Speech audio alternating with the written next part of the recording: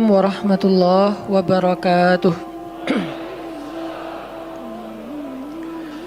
Alhamdulillahirabbil alamin. Alhamdulillahilladzi arsala rasulahu bil huda wa dinil haq liyuzhirahu 'alad dini kullihi wa kafa billahi syahida. Asyhadu an la ilaha illallah wahdahu la syarikalah wa asyhadu anna Muhammadan abduhu wa rasuluhu la nabiyya ba'dah.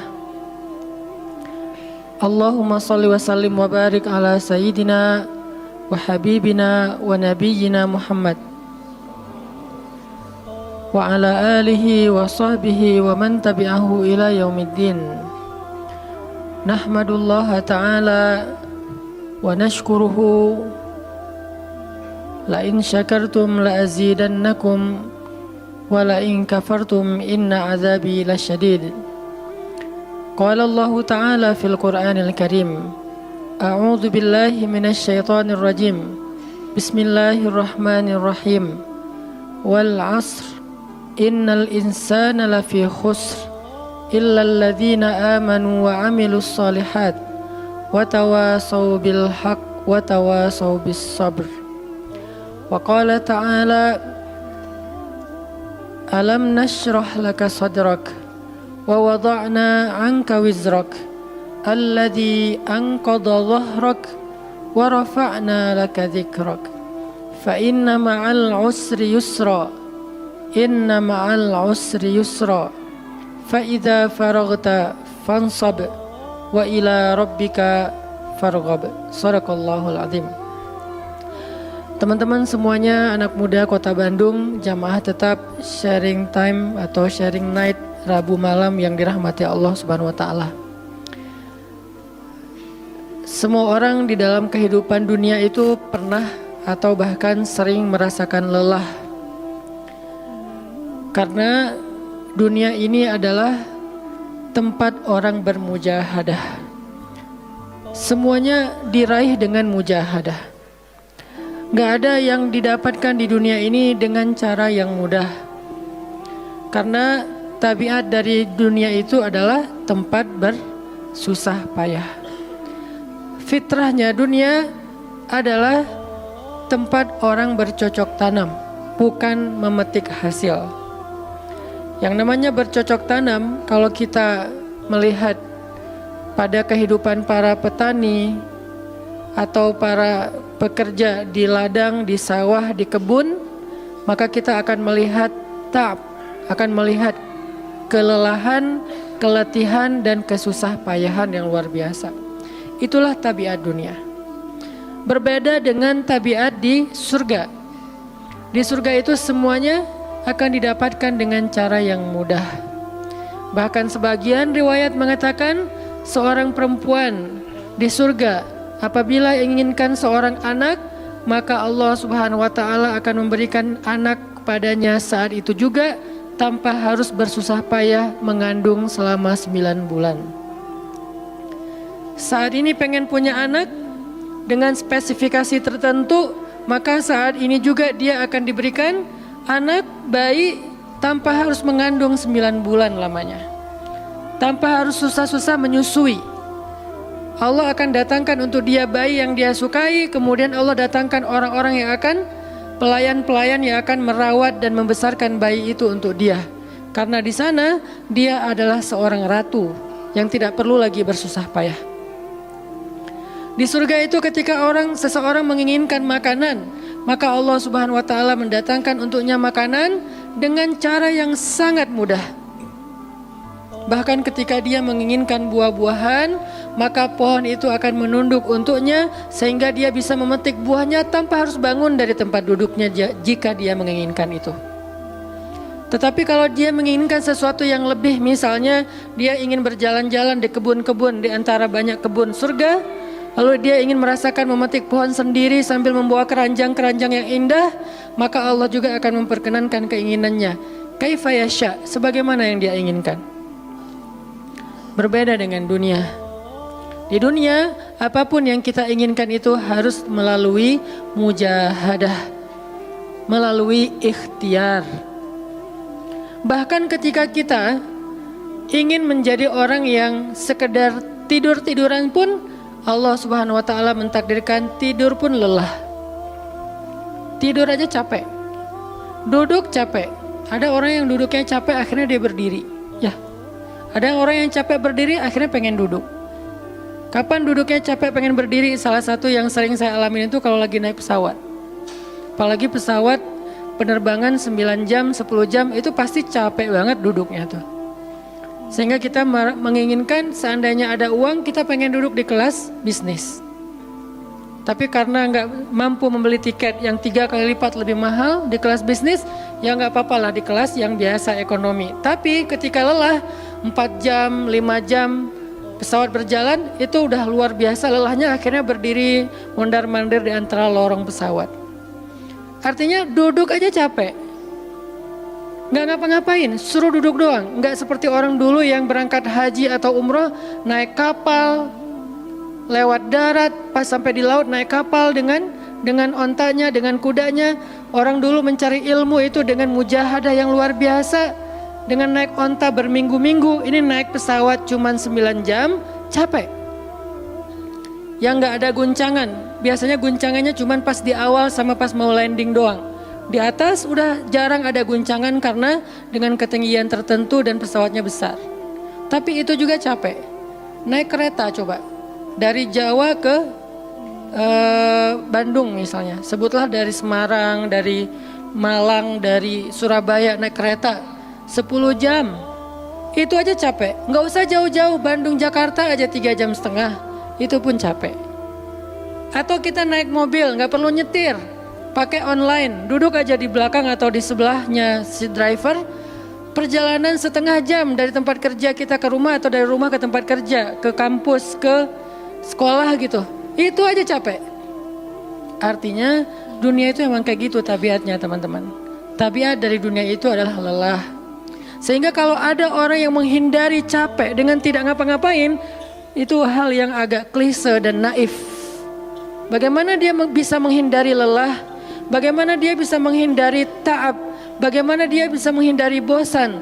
Bagaimana dia bisa menghindari dalam keadaan susah payah? Sedangkan dia masih berada di sebuah tempat, bumi, dunia yang tabiatnya memang tempat bersusah payah dan lelah.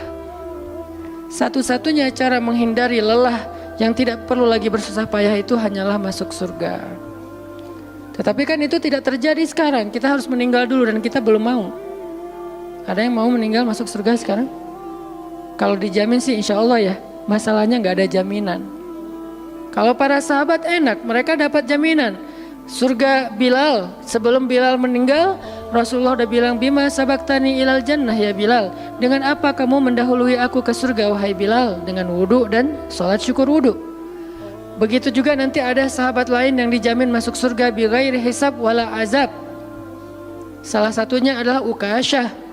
Kalau kita tidak ada jaminan apapun di akhirat kecuali berikhtiar dan bermujahadah untuk bisa mendapatkan kebaikan sebanyak mungkin di sisi Allah. Sehingga alangkah naifnya seseorang yang menghindar dari ta'ab wal ham wal gham.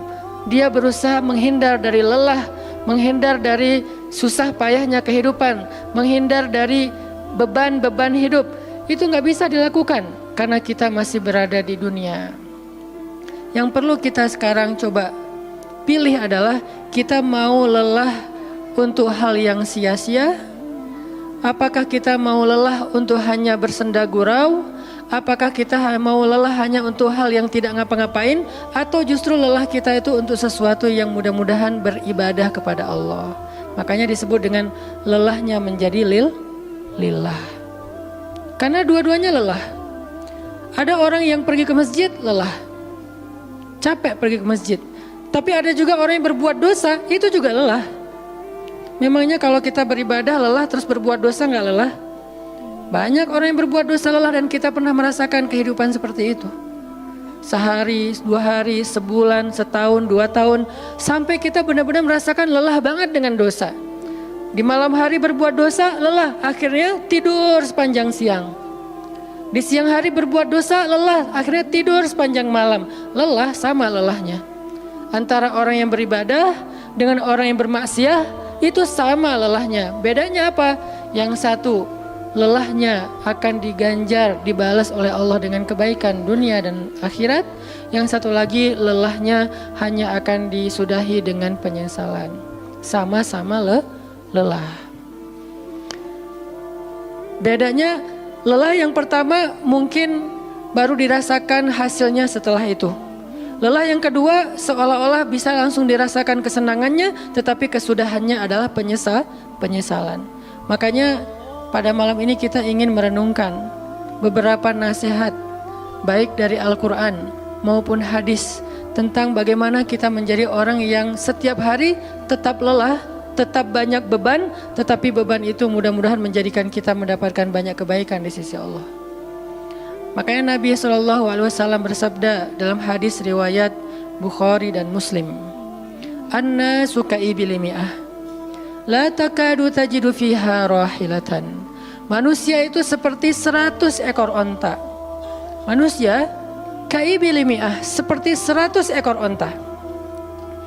Yang harganya murah 50 juta, yang hidupnya untuk disembelih pada akhirnya nahar, disembelih. Onta itu kan kalau disembelih sambil dia berdiri ya. Kalau ayam, bebek disembelih sambil dipegangin atau diangkat. Kalau kambing dan sapi dibaringkan. Kalau onta disembelih itu sambil diberdirikan. Dia berdiri langsung disembelih. Itu onta. Artinya manusia ka'ibil mi'ah. Nabi itu menggambarkan onta karena onta ini punya banyak macam. Mungkin di Arab nggak ada ayam yang bermacam-macam. Akhirnya pakai bahasanya onta. Kalau di kita mungkin ada ayam potong, ada ayam kampung, dan segala macam. Ada ayam jago. Kalau bebek ada mentok, ada apa? Bebek yang biasa.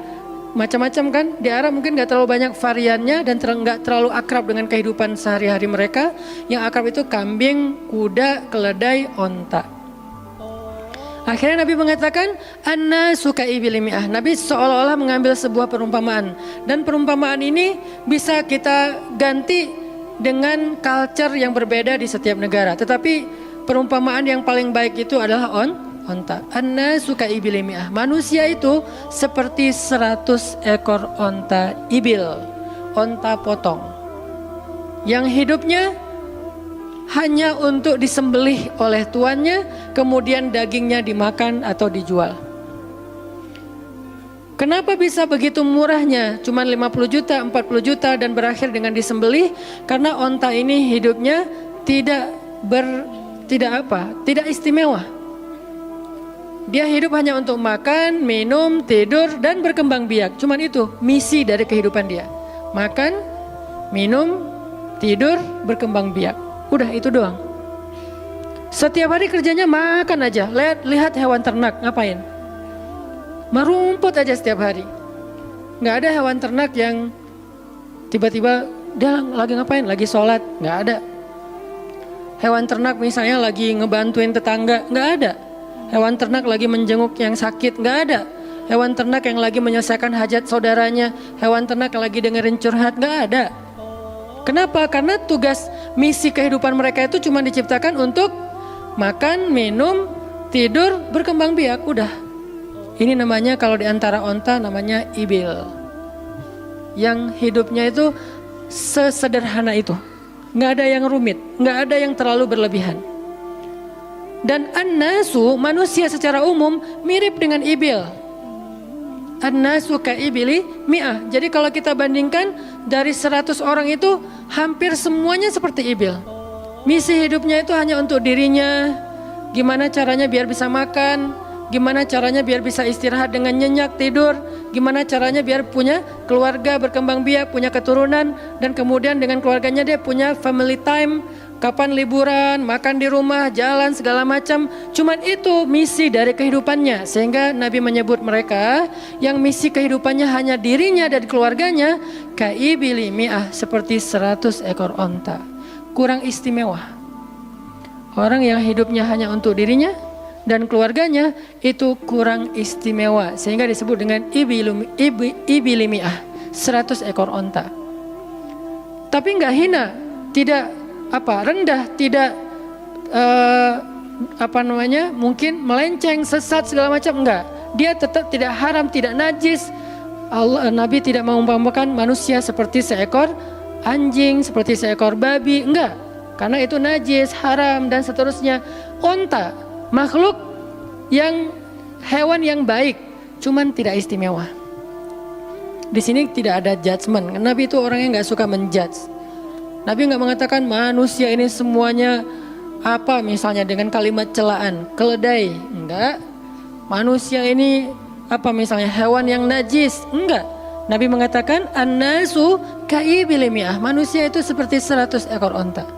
La takadu tajidu fiha rahilatan.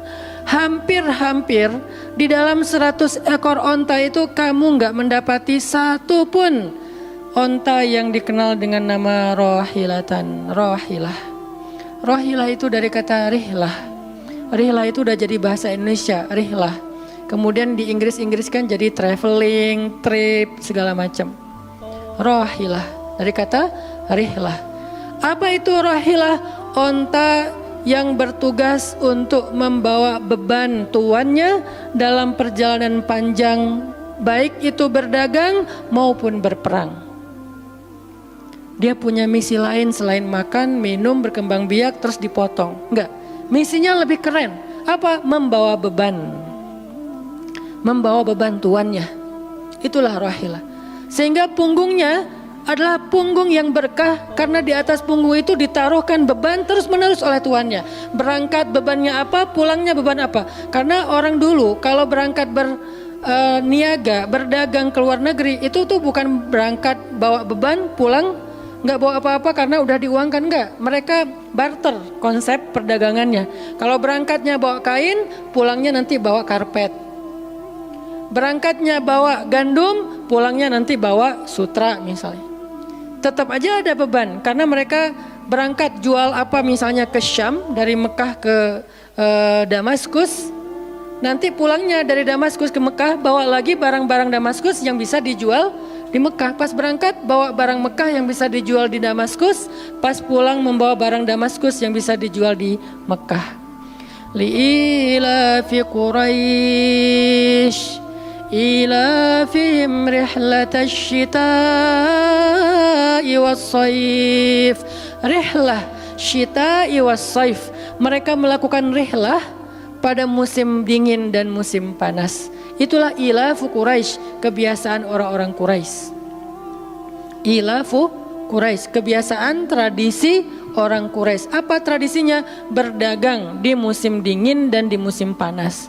Barang dagangannya beda-beda. Kalau musim dingin yang dibawa itu bahan-bahan jaket, bahan-bahan untuk menghangatkan tubuh, bahan-bahan yang kalaupun dia bawa makanan yang biasa dimakan di musim dingin yang menghangatkan tubuh. Kayak misalnya jenis bubur di Arab itu ada namanya adas, dan itu disebutkan di dalam Al-Quran di Al-Baqarah. Wa adasiha wa basaliha, ada adas, ada bawang.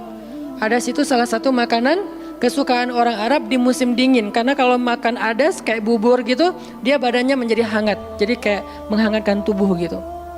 Artinya syita'i was-saif, di musim dingin dan di musim panas, dua-duanya ada barang yang didagangkan, dan itu adalah ilafu Quraisy, kebiasaan tradisi orang-orang Quraisy. Rihlah. Siapa yang akan dibawa rihlah? Apa yang akan membawa barang dagangan mereka ketika rihlah? Namanya onta rahilah. Onta yang mengangkut beban barang tuannya. Rahilatan. Sehingga onta ini adalah onta yang lebih kuat fisiknya. Onta ini onta yang lebih tangguh perjalanan walaupun mengalami badai. Onta ini onta yang lebih kuat ingatannya sehingga dia menghafal jalan yang dilaluinya. Walaupun terjadi badai dia nggak tersesat. Jarang onta rahilah tersesat. Biasanya yang tersesat itu ibil. Ibil kalau ditaruh di tengah padang pasir, terjadi badai, terus bekas jalannya ketutup dengan pasir, dia bingung. Itu ibil. Sehingga kalau kita baca cerita-cerita tentang orang yang tersesat di padang pasir, rata-rata istilahnya kalau nggak jamal ya ibil. Kalaupun ada onta rahilah yang tersesat, berarti badainya parah banget.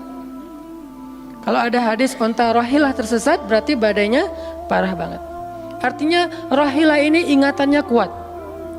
Dia kalau lewat satu jalan, setahun kemudian lewat lagi dia masih hafal. Itu rohilatan. Dalam teknologi sekarang kita nyebutnya dengan map. Ada banyak platform aplikasi map digital yang membuat kita bisa menghafal jalan. Dan diupdate terus, jalan ini sekarang macet segala macam. Rohilatan punya kemampuan membaca jalan walaupun mungkin berbeda dengan teknologi sekarang. Itu namanya rohilatan.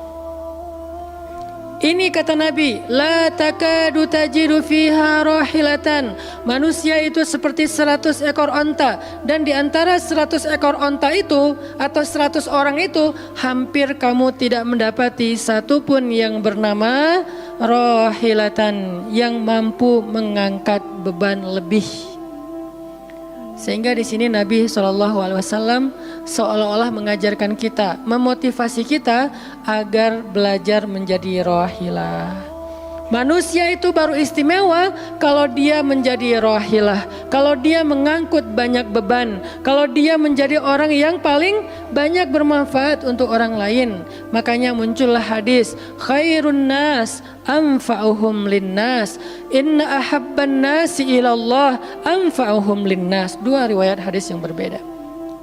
Sebaik-baik manusia, kalau dalam analogi yang pertama, sebaik-baik onta adalah rohilatan. Bukan ibil, bukan nakoh, bukan jamal. Sebaik-baik onta rohilatan. Kenapa kok rohilatan? Karena dia yang paling bermanfaat, soalnya dia yang paling banyak mengangkut beban. Sehingga dengan analogi tentang onta rohilah, kita menerjemahkan hadis khairun nas, sebaik-baik manusia, dengan istilah khair. Arti khair itu memberi lebih, arti khair itu bermanfaat. Khairun nas anfa'uhum linnas, sebaik-baik manusia yang paling bermanfaat untuk orang lain. Dalam riwayat yang lain, inna ahabban nasi ilallah, sesungguhnya orang yang paling dicintai Allah di antara manusia, anfa'uhum linnas, yang paling bermanfaat untuk orang lain. Itu yang paling dicintai Allah di antara manusia.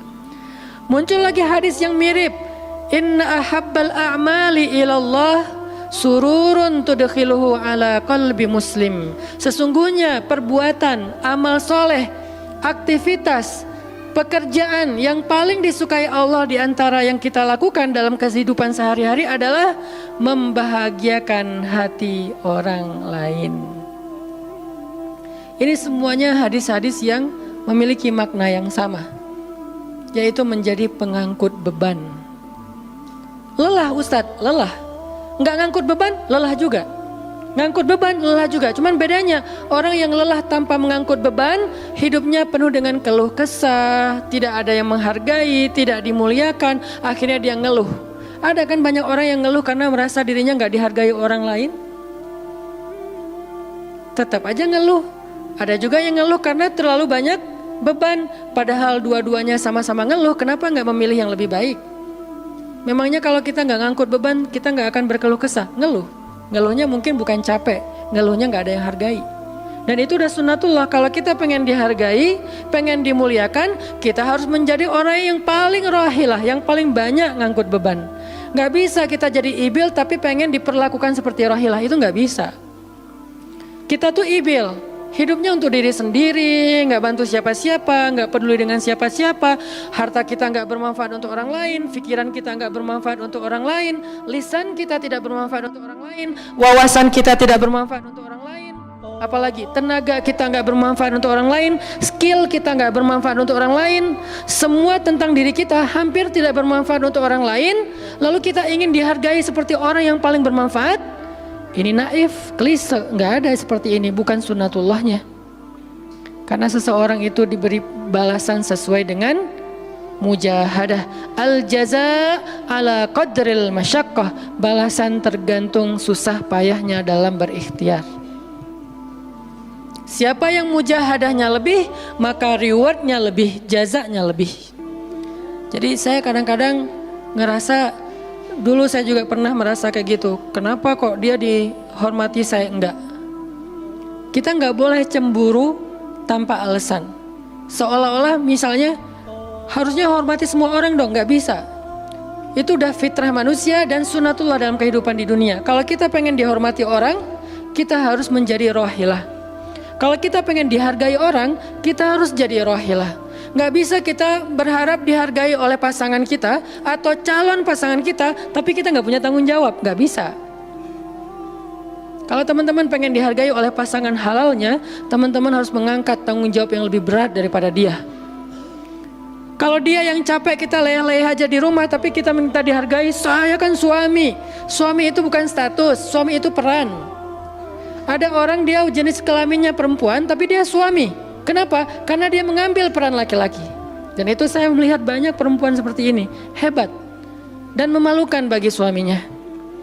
Di beberapa tempat saya melihat suaminya di pagi hari nggak kerja, cuma nongkrong-nongkrong aja di warung.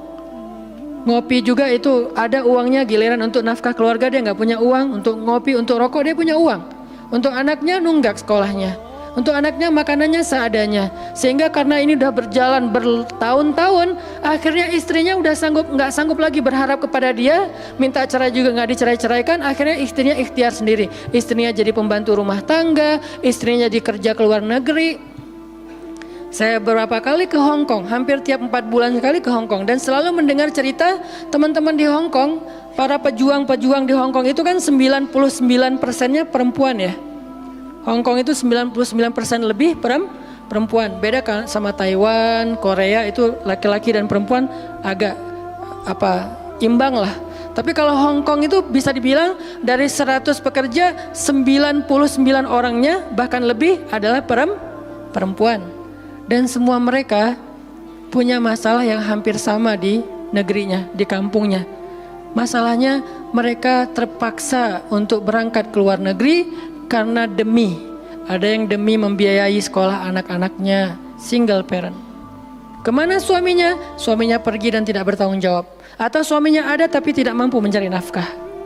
Terpaksa dia kerja ke luar negeri dengan segala macam resiko. Dan banyak banget kasus di Hong Kong.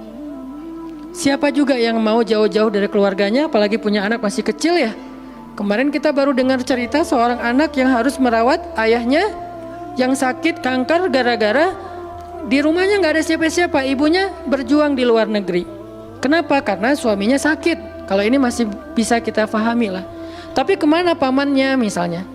Kemana misalnya kakaknya? Nggak tahu punya kakak atau gimana, nggak tahu kondisi pamannya. Yang jelas bahwa ternyata kita itu dihargai itu bukan karena kita berstatus suami. Kita dihargai karena kita berperan sebagai suami, bukan berstatus sebagai suami. Kalau suami pengen dihargai, ambillah peran suami. Laki-laki pengen dihargai, ambillah peran laki-laki. Apa peran laki-laki? Tanggung jawab. Ambil sebanyak mungkin. Kalau kita udah menikah, tanggung jawab kita itu kalau mau lebih, jangan cuma istri. Ambil keluarga istri untuk kita ambil tanggung jawabnya. Adiknya istri, mungkin keluarga istri kita nggak mampu, adiknya kita sekolahin. Mertua sakit, kita biayain. Nanti siapa lagi? Keluarga besarnya ada masalah, kita biayain, kita hutangin. Kalau misalnya kita nggak sanggup memberikan hadiah atau sedekah, ambil amanah, tanggung jawab itu ambil semampu kita. Itulah contoh Rasulullah SAW. Makanya Nabi ketika sudah menikah dengan Khadijah, yang tinggal di rumah Nabi itu bukan cuma anak kandung beliau. Ada anak angkatnya Zaid bin Harithah, ada sepupunya Ali bin Abi Thalib, ada banyak lagi keluarga besar Khadijah yang tinggal bersama Nabi. Sehingga rumah Nabi itu adalah rumah yang banyak sekali orang-orang yang ditampung oleh beliau. Itu yang disebut dengan anfa'uhum linnas, ambil tanggung jawab yang besar. Sehingga Khadijah tuh respect banget sama sosok Nabi Muhammad.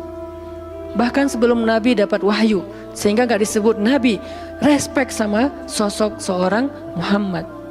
Apalagi setelah beliau dapat wahyu, beban beliau bukan lagi keluarganya sekarang, beban beliau adalah umatnya. Yang diurus oleh Nabi bukan lagi keluarga sekarang setelah dapat wahyu, umat. Dan umat di sini lintas nasionalisme. Ada yang datang dari Persia, namanya Salman Al-Farisi. Ada yang datang dari Romawi, namanya Suhaib Ar-Rumi. Ada banyak sahabat-sahabat yang lintas kabilah, bukan hanya orang Quraisy. Ada yang datang dari Yaman, termasuk Sumayyah dengan Yasir, keluarga yang pertama syahid dalam Islam. Ini dari Yaman. Kemudian pindah lagi ke Madinah yang bukan orang-orang Quraisy. Di sana ada Bani Mudhar, dari kabilah Aus dan Khazraj, nanti berkembang lagi sampai ke Asia, Eropa dan seterusnya. Inilah bebannya Rasulullah SAW, sehingga Allah menyebutnya dengan istilah rahmatan lil alamin. Rahmah. Tahu arti rahmah? Rahmah itu kasih sayang. Maksud kasih sayang, memberi sayang. Kasih sayang, bukan minta disayangi. Jadi kalau kita mau berkasih sayang, ya kasih sayangnya, jangan sayangi saya dong. Itu bukan kasih sayang, namanya terima sayang. Bukan kasih sayang, terima sayang, minta sayang. Itu namanya bukan rahmah, bukan mawaddah. Yang namanya rahmah, kasih sayangnya. Kalau kita nggak punya sayang, berarti kita nggak punya rahmah. Apa bentuk sayang kita? Perhatian. Apa bentuk sayang kita? Perasaan. Apa bentuk sayang kita? Dengan harta. Itu sayangnya. Dan Nabi, wa ma arsalnaka illa rahmatan lil alamin. Tidaklah kami mengutus engkau Muhammad kecuali untuk menjadi kasih sayang kepada alamin. Arti rahmah dalam tafsiran yang lebih luas, menyelesaikan hajat manusia seluruh alam. Seluruh alam. Itulah kenapa Nabi Muhammad menjadi orang yang paling mulia, karena yang diambil bebannya itu bukan satu keluarga Khadijah, bebannya itu bukan satu kota Makkah, bebannya itu bukan cuma orang Arab, alamin. Sehingga Allah mengatakan, wa rafa'na laka dzikra, kami angkat engkau menjadi manusia yang paling mulia. Karena beban yang diambilnya paling berat. Apa beban Nabi? Apakah cuma ceramah? Enggak cuma ceramah. Kalau cuma ceramah gampang. Saya pernah menjadi penceramah dan saya pernah menjadi programmer dalam dakwah. 8 tahun saya ceramah di Bandung, gampang banget. Dan kalau mau nyaman jadi ustadz, mending saya jadi penceramah aja, gampang banget. Diundang-undang, ustadz mau dijemput? Ya jemput dong, jemput. Ya, ustadz kan dijemput, jarang kita jalan sendiri, seringnya dijemput. Dan karena dia pengen memuliakan kita, dia cari di tempat itu siapa yang punya mobil paling bagus untuk menjemput ustadz. Kalau di kampung, cari siapa yang punya mobil baru yang tahun misalnya 2018 lah, kalau nggak ada 2019. Saya punya, ya udah pinjam ya untuk jemput ustadz. Oh boleh saya senang, jemput. Kalau perlu yang punya mobilnya sekaligus jadi supirnya, jemput ustadz. Enak jadi penceramah. Jemput, tunggu di depan rumah, nggak langsung ketok. Kenapa? Nggak enak mau ngetok, biar ustadznya santai aja. Ustadznya keluar, dibukain pintu. Terserah mau duduk di depan, duduk di tengah. Kalau ustadznya duduk di tengah, nggak ada yang di sebelahnya, kosong. Mau goler-goler, mau jungkir balik, bebas. Ustadz, saya pernah ngalamin masa kayak gitu. 8 tahun, mudah banget, diundang-undang, semua wajah tersenyum, nggak ada yang cemberut, namanya juga ustadz. Selamat datang ustadz, alhamdulillah bisa ketemu sama ustadz, silakan, duduk dikasih makanan yang paling baik. Dihidangkan segala macam, minuman aja 5 jenis. Sampai bingung nih mana yang mau diminum. Ustadz mau apa? Kadang-kadang beberapa teman-teman panitia yang sangat udah pro banget nanya. Ustadz itu nanya ke asisten lah atau siapa manajemen, kalau dia punya manajemen. Ustadz tuh sukanya makanan apa? Disediakan makanan kesukaan Ustadz. Kalau ke Bandung Ustadz senangnya makan apa? Disediakan makanan khas Bandung kesukaannya Ustadz. Dicari dari restoran terbaik yang ada di kota itu. Ini perlakuan terhadap ustadz, nyaman banget kalau ceramah tuh. Ceramah berapa lama? Terserah ustadz. Kalau lagi mood 3 jam. Kalau nggak lagi mood 45 menit. Ustadz kok ceramahnya cuma sebentar? Saya lelah sekali. Oh nggak apa-apa ustadz, istirahat ya ustadz, sehat terus ya ustadz. Doain. Pulang dianterin. Maaf dikasih amplop, transport segala macam. Kadang-kadang wah ngasihnya cukup untuk 2 bulan makan. Masya Allah enak. Kalau cuman yang disebut dengan rahmatil alamin itu cuman ceramah, itu bukan rahmatil alamin. Walaupun itu salah satu kebaikan. Tapi kemudian setelah 8 tahun saya berdakwah dengan ceramah, saya mengubah konsep dakwah saya menjadi programmer. Memprogram masjid. Al-Latif. Saya ngomong dengan Pak Iman beri saya kesempatan memprogram Al-Latif, bikin gerakan, bikin dakwah. Bukan masjid yang memprogram, kemudian ustadz mengisi, itu salah. Menurut saya Keliru kalau masjid membuat program, ustadz cuma mengisi program itu. Keliru. Ustadz yang program, masjid fasilitasi, nanti insya Allah akan berkah. Alhamdulillah Pak Iman Ketua DKM Al-Latif sepakat.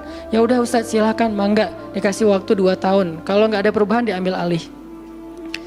Dalam 2 tahun kita coba program dari awal. Bikin gerakan anak muda, pemuda hijrah lahir waktu itu. Mulai programming, gimana caranya biar masjid rame. Dari yang cuma 20 orang kajian setiap Rabu malam, dari dulu udah Rabu malam. Yang hadir berapa orang? 20 orang. Kalau Persib lagi main, libur. Semua pada nonton. Malah sering lagi libur. Kadang-kadang Persib nggak main. Terus yang main siapa? Yang main Piala Eropa kah, Piala Champion kah, Liga Eropa, Piala Dunia, libur. Akhirnya berkembang pelan-pelan jadi setengah masjid, satu masjid, membludak keluar masjid sampai ke Jalan Cendana. Akhirnya pindahlah ke masjid ini. Kenapa? Karena udah nggak nampung, nggak enak juga dengan tetangga, karena parkirnya kemana-mana. Kan kita pindah ke sini karena Al-Latif nggak nampung. Nah, ketika dakwah berubah menjadi programmer, bebannya beda. Udah nggak kayak dulu, enggak, beda. Pergi taklim, pergi sendiri. Bahkan berkorban dengan harta sendiri, bareng-bareng dengan teman-teman. Semuanya lelah, kita meeting sampai tengah malam. Emangnya gampang membuat tren hijrah? Nggak mudah teman-teman. Kita harus meeting, mikirin. Sekarang tambah lagi beban yang lain, Barisan Bangun Negeri. Para ustadz berkumpul, bikin gerakan bersama. Kita bikin Barisan Bangun Negeri, dikasih amanah untuk jadi amirnya, mikirin apa yang harus kita lakukan. Program pertama saya bilang less waste, isu lingkungan. Kenapa? Kita pengen jadiin masjid sebagai 911. Tapi pelan-pelan, nggak bisa langsung. 911 ini nanti kalau ada masalah di masyarakat, tetangga masjid yang ditelepon masjid. Anak saya sakit, telepon masjid. Ada yang meninggal, telepon masjid. Ada yang pingsan, telepon masjid. Ada yang baru diputusin, telepon masjid. Sampah ini udah darurat. Bandung ini hanya batas deadline penanganan sampah kita kalau kata Pemkot itu sampai 2023. Kalau kita nggak punya alternatif, ini akan jadi masalah besar. Jakarta, saya kemarin ke Jakarta sampai 2022, lebih cepat sedikit daripada Bandung. Artinya mereka hanya bisa menampung sampah sampai 2022. Sisanya kalau nggak ada solusi alternatif, maka akan terjadi masalah besar, tumpuk sampah di depan rumah masing-masing selama nggak usah sebulan, seminggu aja gimana rasanya? Nggak ada yang ngambil sampah di depan rumah kita, seminggu aja. Petugas sampah nggak ngambil sampah di depan kos-kosan, di depan rumah. Sehari telat aja itu udah nggak enak, apalagi seminggu, sebulan, setahun, jadi gimana? 2022, kota-kota besar rata-rata terancam dengan bom waktunya sampah.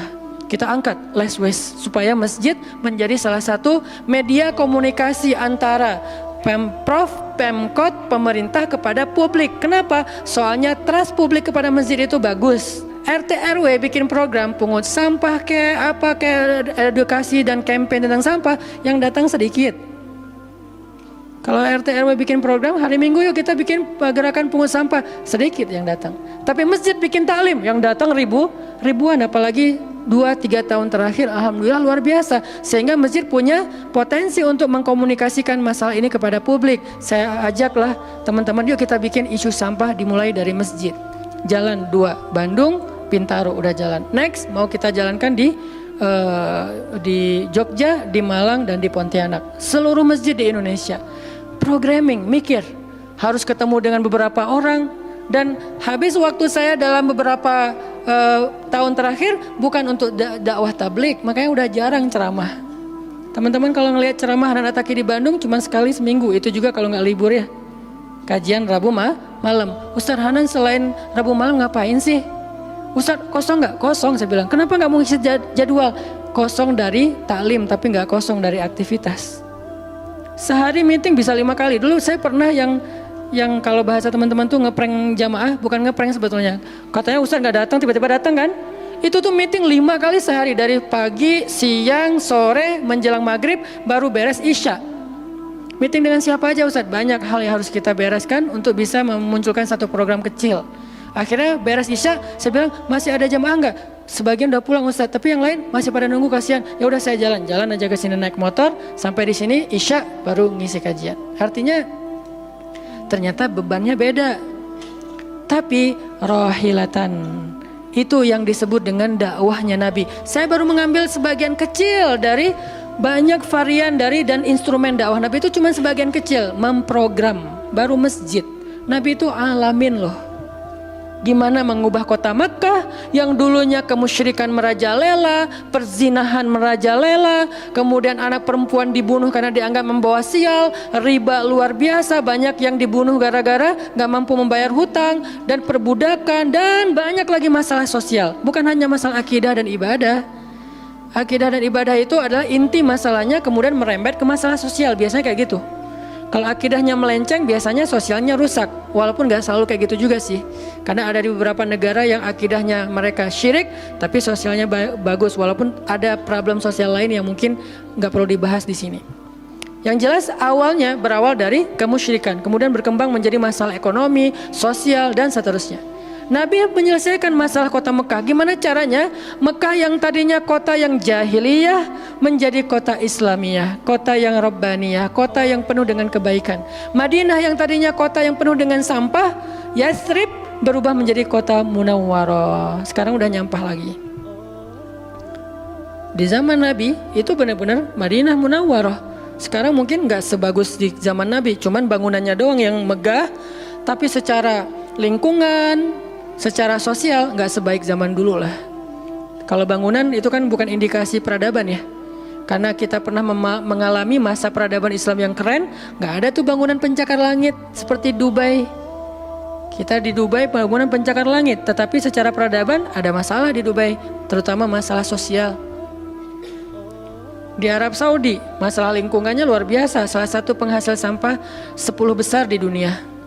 Kalau untuk masalah sampah organik termasuk 5 besar di dunia. Artinya makan sering dibuang-buang. Makanya sampah organiknya paling banyak, waste-nya paling banyak. Itu yang diselesaikan oleh Nabi di kota Mekah dan Madinah, kemudian berkembang di kota-kota lain sampai ke Irak, sampai ke Syam, sampai ke Mesir, sampai ke Eropa, sampai ke Turki, sampai ke Afrika, bahkan sampai ke Nusantara. Rahmatan lil alamin. Rahmah bukan cuma ceramah. Kalau ceramah, Nabi lebih jago dari siapapun. Orang siapapun yang berceramah itu kopas dari Nabi kan? Ada yang ceramah gak kopas dari Nabi? Gak ada. Kopas dari Nabi Musa? Enggak, kecuali diriwayatkan dari Nabi Muhammad, kemudian baru Nabi Muhammad meriwayatkan dari Nabi Isa dan Nabi Musa. Semuanya kopas, copy paste dari Rasulullah SAW. Artinya kalau mau ceramah, bahan Nabi itu banyak banget. Dan kalau Nabi mau ceramah, yang ngundang pasti banyak banget. Jadilah Nabi dai sejuta umat. Capek pasti setiap hari 5 kajian. Nabi lagi di mana? Lagi di Syam. Sampai 2 tahun ke depan jadwal ceramah penuh. Kalau Nabi mau kayak gitu. Tapi ternyata Nabi bukan cuma ceramah, memprogram umat. Ada yang masalah datang ke Nabi, ya Rasulullah, saya diceraikan oleh suami saya dengan bahasa kamu bagi saya seperti ibu saya, zihar. Nabi bingung nih, gimana nih zihar? Kok suaminya gitu banget sih sama dia? Ya udah berarti kamu sudah diceraikan oleh suamimu. Sabar ya, dinasihati, disabar-sabarin sama Nabi. Dia pulang turun ayat surat Al-Mujadalah tentang bab zihar. Ada lagi yang datang rame, dia yang salah, saya yang salah, dia yang salah. Akhirnya didamaikan sama Nabi. Nabi mau takbir nih, pergi ke masjid mau sholat berjamaah, mau takbir. Ya Rasulullah, di Bani Salamah ada masalah, mereka hampir berperang, nggak jadi takbir, pergi ke Bani Salamah menyelesaikan hajat mereka. Datang jamaah udah sholat, Nabi sholat yang jamaah yang kedua. Artinya rahmah, ngambil beban umat.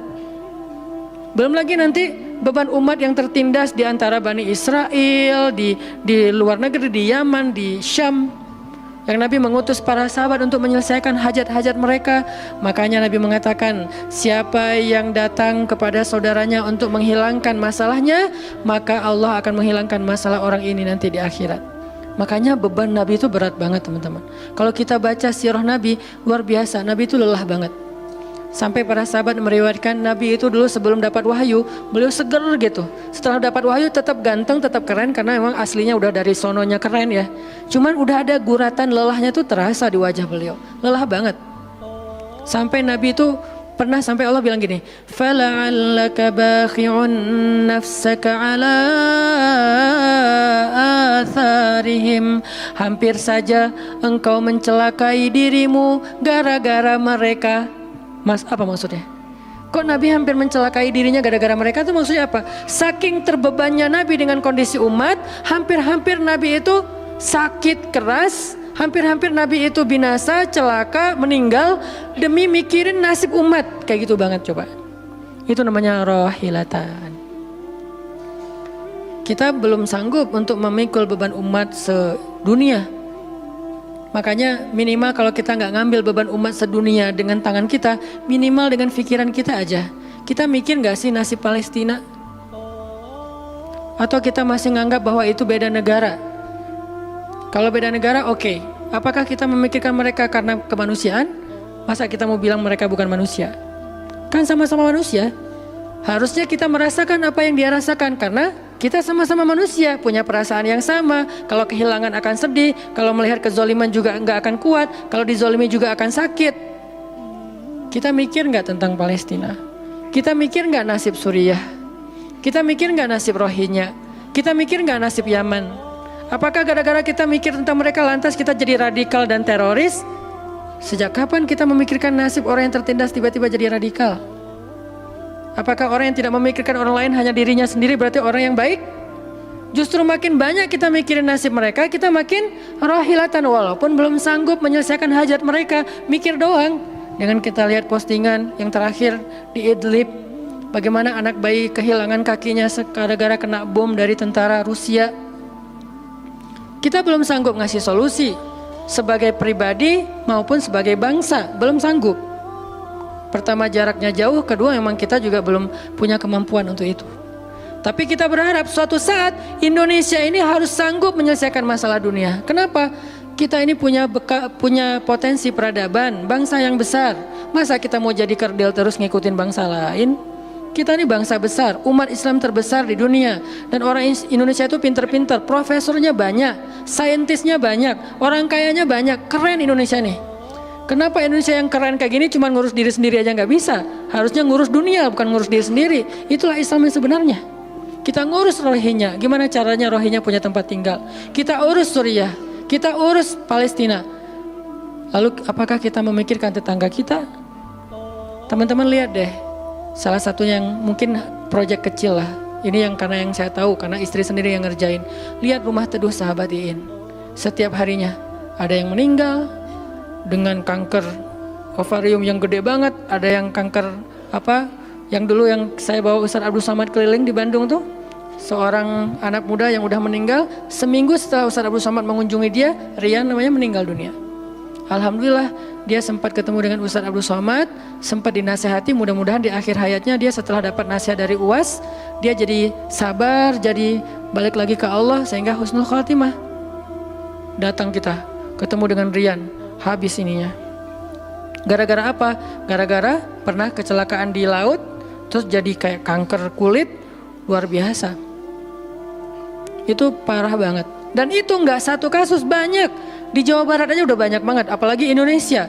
Apakah kita mau mengambil beban itu?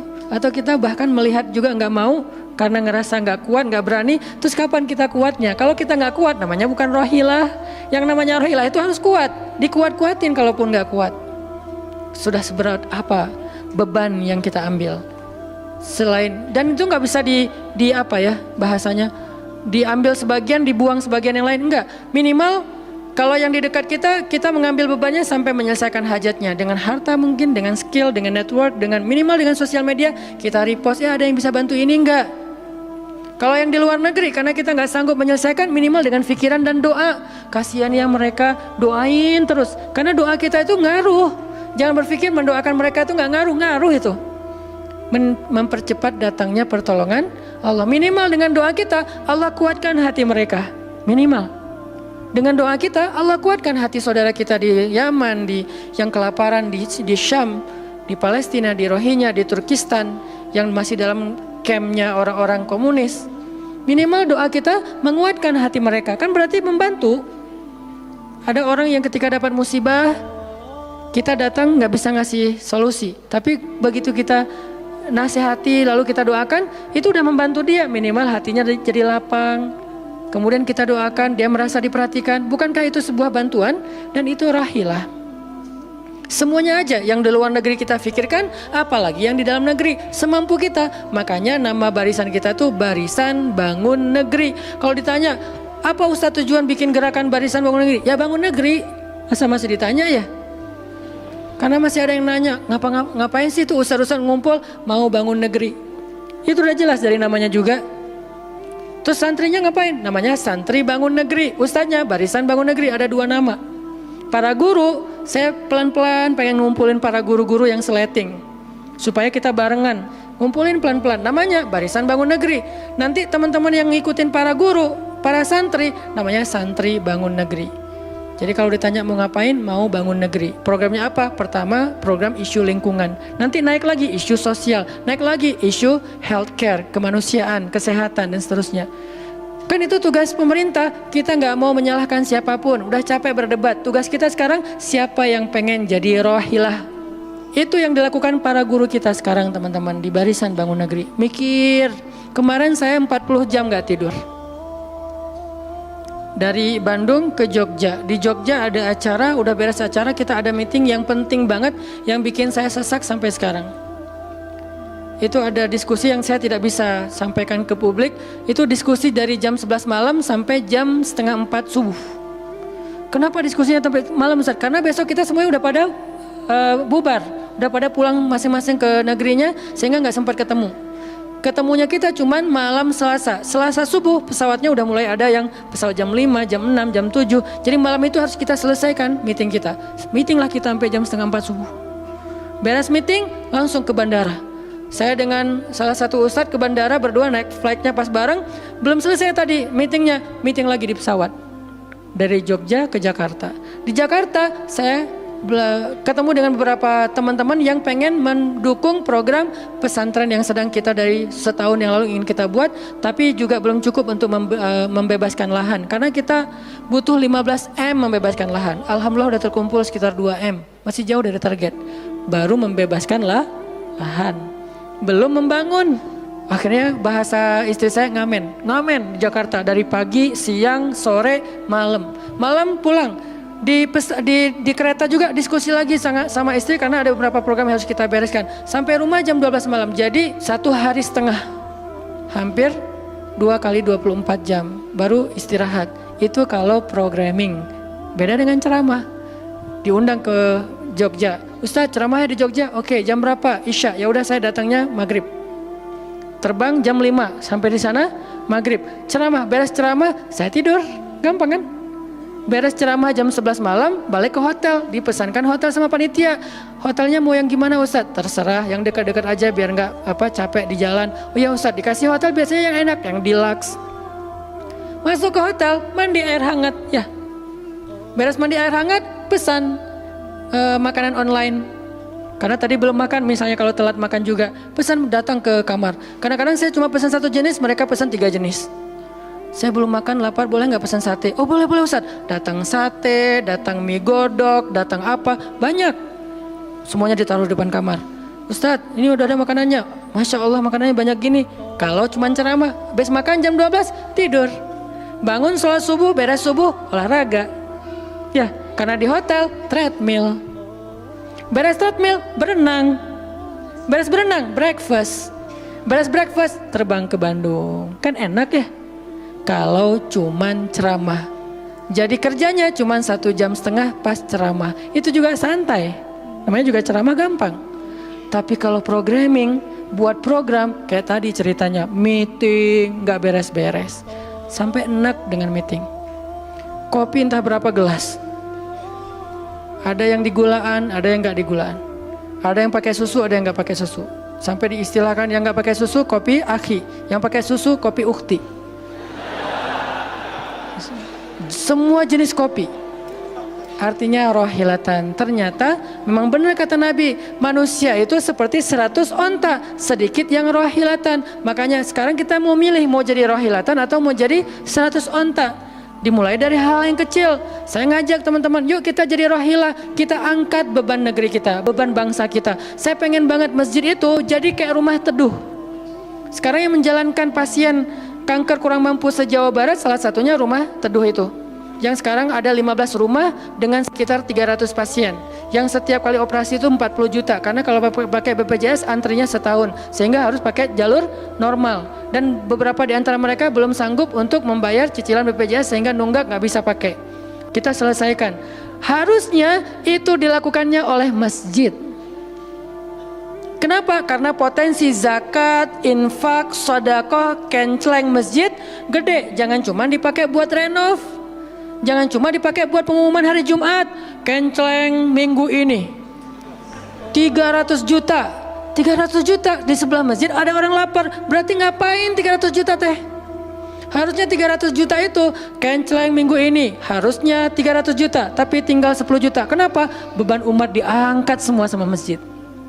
Itu cita-cita kita, pengennya masjid itu menjadi, makanya ada hashtag masjid peradaban. Apa masjid peradaban? Masjid rohilah, masjid yang mengangkat beban umat, bukan cuma membuat program jihad, pengajian hari Ahad.